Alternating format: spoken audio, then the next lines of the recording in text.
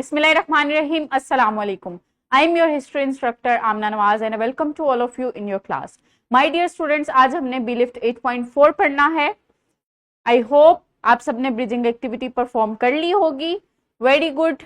Let's move towards our learning outcome. Describe the purposes of 3 different chambers inside the pyramid. Pyramid के बारे में पढ़ना है हमने. पिरामिड में जो डिफरेंट चैम्बर्स बनाए जाते थे उनका क्या मकसद था. Great Pyramids of Egypt is our today's focus. Let's move towards simulation. Simulation से हम देखेंगे कि पिरामिड्स किस तरह से दिखते थे और उनमें जो चैम्बर्स बनाए जाते थे वो किस तरह से, उनका क्या मकसद था. तो प्यारे बच्चों, ये सिविलाइजेशन थी, इजिप्टियन सिविलाइजेशन. एक साइड पे जो था वो उनकी रेजिडेंशियल एरियाज थे और ये जो थे वो 3 पिरामिड थे जो उस वक्त के 3 इन्फ्लुएंशियल फेरोस के लिए बनाए गए थे. ये जो था वो ग्रेट पिरामिड ऑफ गिजा है. इसका देखते हैं इनसाइड पिरामिड में क्या है. इस तरह का स्ट्रक्चर था. ये जो एरिया है, ये किंग चैम्बर कहलाता है. किंग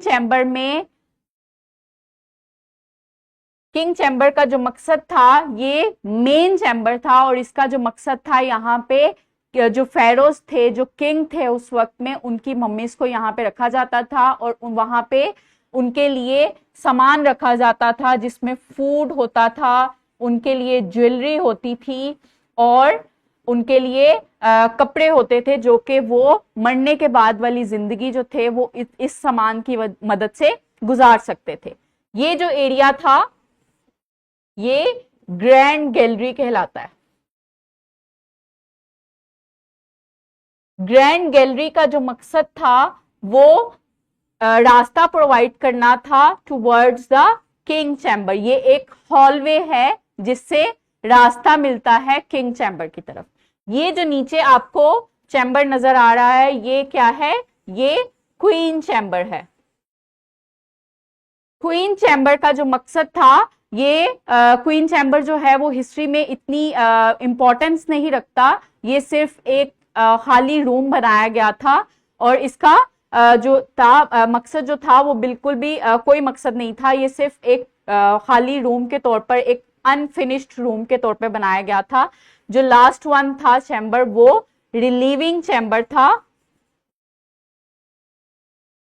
और रिलीविंग चैम्बर का मतलब जो मकसद था वो किंग चैम्बर के लिए जो प्रेशर जो किंग चैम्बर पे पड़ता था उसको रिलीव करना था. सो जो रिलीविंग चैम्बर था वो उस प्रेशर को डिस्ट्रीब्यूट करता था. सो ये जो थे वो 3 चैम्बर थे: king, grand gallery, queen chamber and relieving chamber, जो कि पिरामिड में बनाए जाते थे. और जो मेन चैम्बर था वो किंग चैम्बर था जिसमें मम्मीज को वहां पे रखा जाता था ताबूत में डाल के और वहां पे उनके लिए डिफरेंट चीजें भी रखी जाती थी ताकि वो आफ्टर लाइफ में यूज कर सके. So that's over here. We will move towards our slide. The next one is your formative check and the formative check and thrive that you have to do on your practice book. I hope all of you have done well. We will meet in our next session, inshallah. Allah Hafiz.